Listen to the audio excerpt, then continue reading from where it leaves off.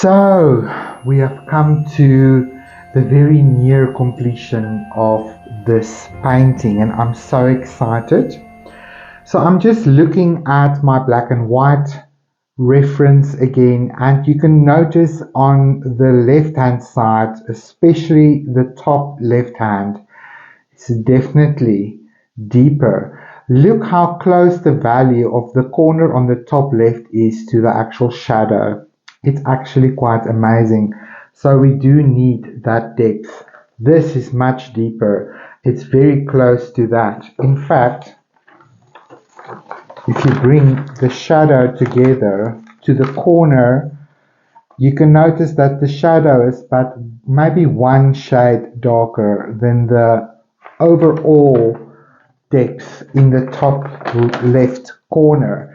So that is what we're going to fix, and we're going to use the opportunity, well, I'm going to use the opportunity to fix my shadow here and just make it a little bit more skinny, a little bit less spread out like this. So we'll see if we can get that right. Okay, I'm gonna go to my quill brush and I'm gonna definitely use the shadow color as my sort of starting point. Let's get that activated. We need to mix enough of this color, so I'm gonna add a whole pipette of water.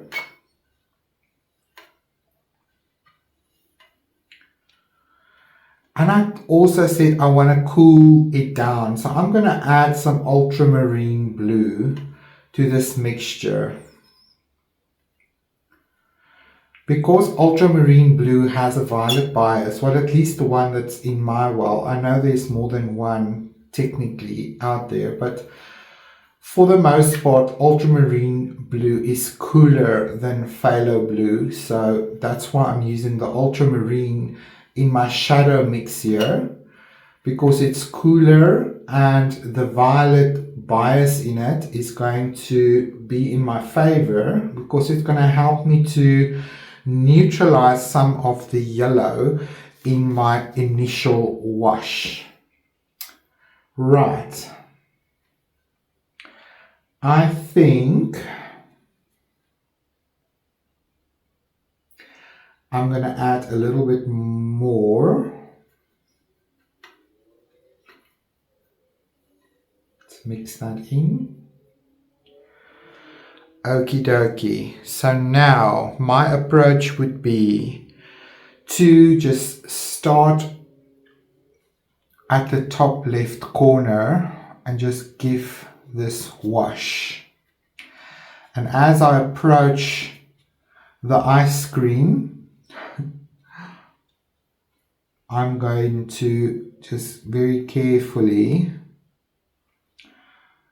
go around my ice cream and just connect this wash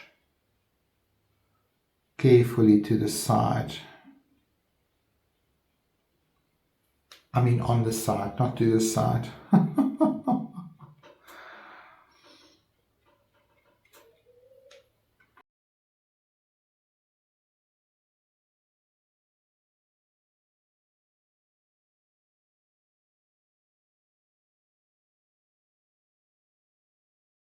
Make this corner a little bit more cooler.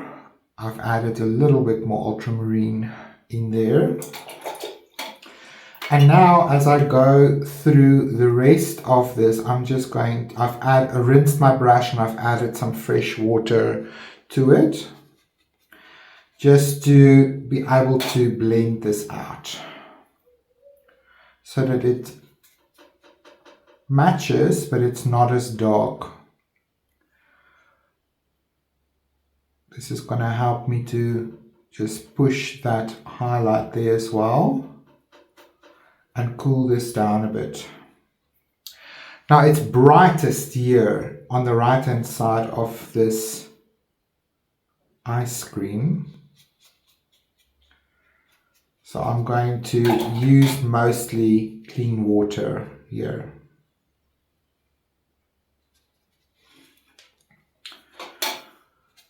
And here as well.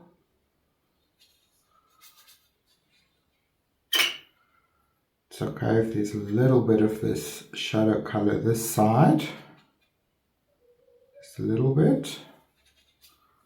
Beautiful.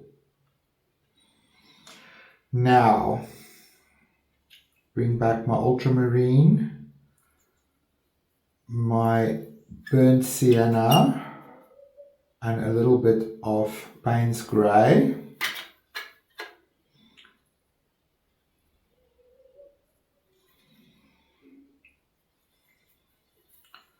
Just to strengthen the shadow color, and definitely a little bit skinnier.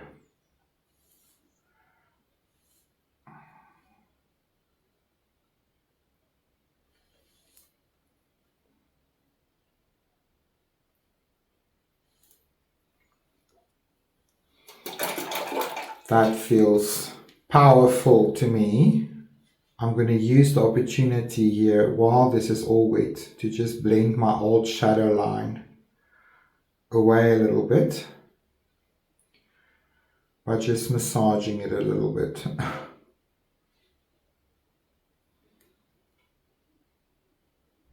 Wow.